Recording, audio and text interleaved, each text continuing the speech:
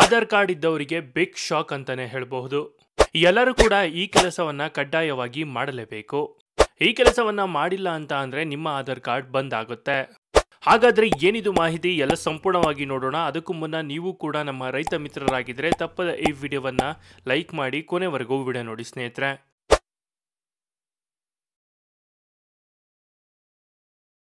ಇಡೀ ದೇಶದ ಎಲ್ಲ ಆಧಾರ್ ಕಾರ್ಡ್ ಇದ್ದವರಿಗೆ ಕೇಂದ್ರದ ಇತ್ತೀಚೆಗೆ ಸರ್ಕಾರದ ಪ್ರಾಧಿಕಾರದಿಂದ ಯಾವುದೇ ಕೆಲಸ ಎಲ್ಲರ ಬಳಿ ಮೊದಲು ಕೇಳೋದು ಆಧಾರ್ ಕಾರ್ಡ್. ಆಧಾರ್ ಕಾರ್ಡ್ ಇಲ್ಲದೆ ಯಾವುದೇ ಕೆಲಸಗಳು ಆಗ್ತಾ ಇಲ್ಲ. ಇತ್ತೀಚೆಗೆ ಪ್ರತಿಯೊಂದು ಕೆಲಸಕ್ಕೂ ಕಡ್ಡಾಯವಾಗಿ ಎಲ್ಲರೂ ಮೊದಲು ಕೇಳೋದೇ ಆಧಾರ್ ಕಾರ್ಡ್.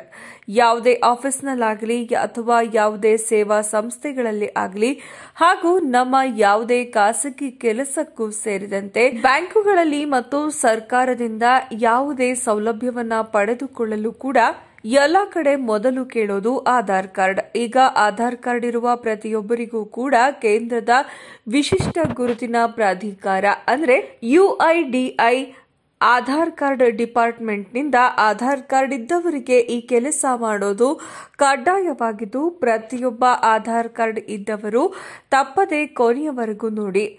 ನಿಮ್ಮ ಬಳಿ ಈಗಾಗಲೇ ಆಧಾರ್ ಕಾರ್ಡ್ ಇದ್ದರೆ ಕೇವಲ ಲಾಸ್ಟ್ ಡೇಟ್ ಒಂದೇ ದಿನ ಉಳಿದಿದೆ, ಅದರ ಒಳಗಾಗಿ ಈ ಕೆಲಸ ಮಾಡೋದು ಕಡ್ಡಾಯ. ಇಲ್ಲಾಂದ್ರೆ ನಿಮ್ಮ ಆಧಾರ್ ಕಾರ್ಡ್ ಬಂದ್ ಆಗಲಿದೆ. ಆಧಾರ್ ಕಾರ್ಡ್ನಿಂದ ದೊರೆಯುವ ಕೇಂದ್ರ ಸರ್ಕಾರ ಅಥವಾ ರಾಜ್ಯ ಸರ್ಕಾರದ ಎಲ್ಲ ಸೌಲಭ್ಯಗಳು ಸ್ಥಗಿತಗೊಳ್ಳಲಿವೆ. ಆಧಾರ್ ಕಾರ್ಡ್ ಇರುವ ಪ್ರತಿಯೊಬ್ಬರೂ ಕೂಡ ತಪ್ಪದೆ ವಿಡಿಯೋವನ್ನ ಕೊನೆಯವರೆಗೂ ನೋಡಿ ಹಾಗೂ ಈ ಕೆಲಸವನ್ನ ಕಡ್ಡಾಯವಾಗಿ ಮಾಡಲೇಬೇಕು. ಇಲ್ಲಾಂದ್ರೆ ನಿಮ್ಮ ಆಧಾರ್ ಕಾರ್ಡ್ ರದ್ದಾಗಲಿದೆ.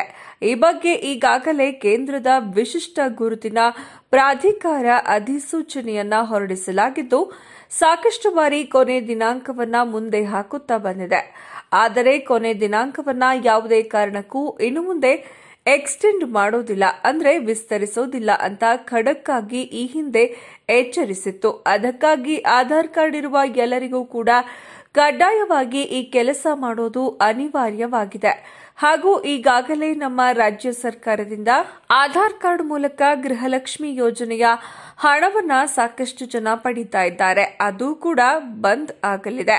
ಹಾಗೂ ಆಧಾರ್ ಕಾರ್ಡ್ನಿಂದ ಉಚಿತ ಪ್ರಯಾಣ ಅಂದರೆ ಶಕ್ತಿ ಯೋಜನೆಯ ಅಡಿಯಲ್ಲಿ ಬಸ್ಗಳಲ್ಲಿ ಸಂಚಾರ ಮಾಡ್ತಾ ಇದ್ದಾರೆ, ಅದು ಕೂಡ ಬಂದ್ ಆಗಲಿದೆ. ಮತ್ತು ಆಧಾರ್ ಕಾರ್ಡ್ DBT ಮೂಲಕ ಖಾತೆಗಳಿಗೆ ಪಿಂಚಣಿ ಹಣಗಳು ಅಥವಾ ನರೇಗಾ ಕೆಲಸದ ಹಣಗಳು ನಿಮ್ಮ ಖಾತೆಗಳಿಗೆ ಹಣ ಬರ್ತಾ ಇದ್ರೆ ಸರ್ಕಾರದಿಂದ ಯಾವುದೇ ಮೂಲದಿಂದ ಅದು ಕೂಡ ಬಂದ್ ಆಗಲಿದೆ.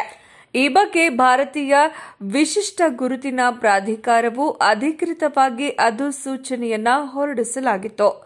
ಪ್ರತಿಯೊಬ್ಬ ಆಧಾರ್ ಕಾರ್ಡ್ ಇದ್ದವರು ಕೂಡ ಕೇವಲ ಒಂದು ದಿನ ಮಾತ್ರ ಬಾಕಿ ಉಳಿದಿದ್ದು, ಈಗಲೇ ಈ ಕೆಲಸವನ್ನ ಮಾಡಿ ಮುಗಿಸಿಕೊಳ್ಳಿ.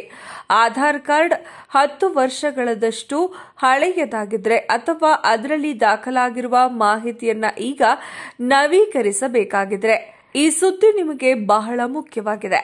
ಜನರಿಗೆ ಹೆಚ್ಚಿನ ಪರಿಹಾರವನ್ನ ನೀಡುತ್ತಾ ಭಾರತೀಯ ವಿಶಿಷ್ಟ ಗುರುತಿನ ಪ್ರಾಧಿಕಾರ ಉಚಿತ ಆಧಾರ್ ಕಾರ್ಡ್ ನವೀಕರಣಕ್ಕಾಗಿ ಗಡುವನ್ನ ವಿಸ್ತರಿಸಿದೆ. ಅಂದ್ರೆ ಈಗ ನಿಮಗೆ ಇನ್ನು ಕೆಲವು ವಾರಗಳಿವೆ.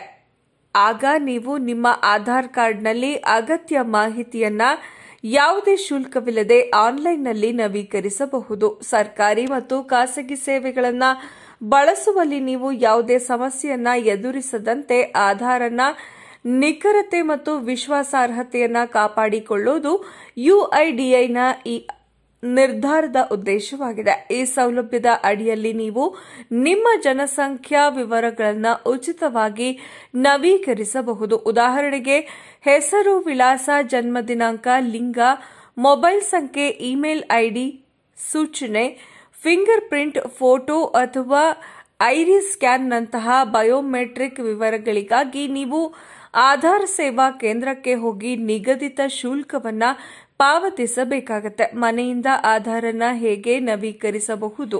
ನೀವು ಇದನ್ನ UIDAI ವೆಬ್ಸೈಟ್ ಅಥವಾ ಮೈ ಆಧಾರ್ ಪೋರ್ಟಲ್ ಮೂಲಕ ಸುಲಭವಾಗಿ ಮಾಡಬಹುದು. ಬಯೋಮೆಟ್ರಿಕ್ ನವೀಕರಣ ಪ್ರಕ್ರಿಯೆ. ನೀವು ಫೋಟೋ, ಫಿಂಗರ್ ಪ್ರಿಂಟ್ ಅಥವಾ ಕಣ್ಣಿನ ಸ್ಕ್ಯಾನ್ ಅನ್ನು ನವೀಕರಿಸಲು ಬಯಸಿದರೆ ನೀವು ಹತ್ತಿರದ ಆಧಾರ್ ಸೇವಾ ಕೇಂದ್ರಕ್ಕೆ ಭೇಟಿ ನೀಡಬೇಕಾಗುತ್ತೆ. ಫಾರ್ಮ್ ಅನ್ನು ಭರ್ತಿ ಮಾಡಿ ಮತ್ತು ಅಗತ್ಯವಿರುವ ದಾಖಲೆಗಳನ್ನು ನಿಮ್ಮೊಂದಿಗೆ ತೆಗೆದುಕೊಳ್ಳಿ. ಆಪರೇಟರ್ಗೆ ಬಯೋಮೆಟ್ರಿಕ್ ವಿವರಗಳನ್ನು ಒದಗಿಸಿ. ನಿಗದಿತ ಶುಲ್ಕವನ್ನು ಪಾವತಿಸಿ. ಯುಆರ್ಎನ್ ನವೀಕರಿಸಿ ಮತ್ತು ಟ್ರ್ಯಾಕ್ ಮಾಡಿ. ಗುರುತಿನ ಪುರಾವೆ, ಮತದಾರರ ಗುರುತಿನ ಚೀಟಿ, ಪ್ಯಾನ್ ಕಾರ್ಡ್, ಪಾಸ್ಪೋರ್ಟ್, ಚಾಲನಾ ಪರವಾನಗಿ, ವಿಳಾಸ ಪುರಾವೆ, ಬ್ಯಾಂಕ್ ಪಾಸ್ಬುಕ್, ವಿದ್ಯುತ್ ಬಿಲ್, ಪಡಿತರ ಚೀಟಿ, ಪಾಸ್ಪೋರ್ಟ್, ಜನ್ಮ ದಿನಾಂಕಕ್ಕಾಗಿ ಜನನ ಪ್ರಮಾಣ ಪತ್ರ, ಶಾಲಾ ಪ್ರಮಾಣ ಪತ್ರ, ಪಾಸ್ಪೋರ್ಟ್. ನೀವು ಇನ್ನು ನಿಮ್ಮ ಆಧಾರನ್ನ ನವೀಕರಿಸದಿದ್ರೆ ಈಗ ಸರಿಯಾದ ಸಮಯ. ಯಾಕಂದ್ರೆ ಅದರ ನಂತರ ಈ ಸೌಲಭ್ಯವು ಪಾವತಿಸಲ್ಪಡುತ್ತೆ. ಉಪಯುಕ್ತ ವಿಷಯಗಳು, ಈ ಸಲಹೆಗಳನ್ನು ನೆನಪಿನಲ್ಲಿ ಇಡಿ. ಯಾವಾಗಲೂ ಯುಐಡಿಐನ ಅಧಿಕೃತ ವೆಬ್ಸೈಟ್ನಿಂದ ನವೀಕರಿಸಿ. ತಪ್ಪು ಅಥವಾ ನಕಲಿ ದಾಖಲೆಗಳನ್ನು ಅಪ್ಲೋಡ್ ಮಾಡಬೇಡಿ. ಯುಆರ್ಎನ್ ಅನ್ನು ಸುರಕ್ಷಿತವಾಗಿ ಇರಿಸಿಕೊಳ್ಳಿ. ಅದರಿಂದ ನೀವು ನವೀಕರಣ ಸ್ಥಿತಿಯನ್ನು ತಿಳಿದುಕೊಳ್ಳಬಹುದು. ಮೊಬೈಲ್ ಸಂಖ್ಯೆಯನ್ನು ಲಿಂಕ್ ಮಾಡದೇ ಇದ್ರೆ ಮೊದಲು ಹತ್ತಿರದ ಕೇಂದ್ರಕ್ಕೆ ಹೋಗಿ ಅದನ್ನು ಲಿಂಕ್ ಮಾಡಿ. 10 ವರ್ಷ ಹಳೆಯ ಆಧಾರ್ ಕಾರ್ಡ್ನಲ್ಲಿ ಯಾವುದೇ ಬದಲಾವಣೆ ಇಲ್ಲದಿದ್ದರೆ ಗುರುತಿನ ಪರಿಶೀಲನೆಯಲ್ಲಿ ಸಮಸ್ಯೆ ಇರಬಹುದು. ಬ್ಯಾಂಕಿಂಗ್, ಸರ್ಕಾರಿ ಯೋಜನೆಗಳು, ಪಾಸ್ಪೋರ್ಟ್, ಪಿಂಚಣಿ ಮುಂತಾದ ಸೇವೆಗಳಲ್ಲಿ ಪುನರಾವರ್ತಿತ ಒಟಿಪಿ ಅಥವಾ ಪರಿಶೀಲನೆ ವೈಫಲ್ಯಕ್ಕೆ ಇದು ಕಾರಣವಾಗಿದೆ. ಆದ್ದರಿಂದ ಅಗತ್ಯ ನವೀಕರಣಗಳನ್ನು ಸಮಯಕ್ಕೆ ಸರಿಯಾಗಿ ಮಾಡಬೇಕೆಂದು ಯುಐಡಿಐ ಪದೇ ಪದೇ ಸೂಚಿಸುತ್ತದೆ. ನೋಡಿದ್ರಲ್ಲ ಸ್ನೇಹಿತರೆ, ಈ ಬಗ್ಗೆ ನೀವೇನು ಹೇಳ್ತೀರಾ? ನಿಮ್ಮ ಅನಿಸಿಕೆ, ಅಭಿಪ್ರಾಯಗಳನ್ನು ನಮಗೆ ಕಮೆಂಟ್ ಮೂಲಕ ತಿಳಿಸಿ.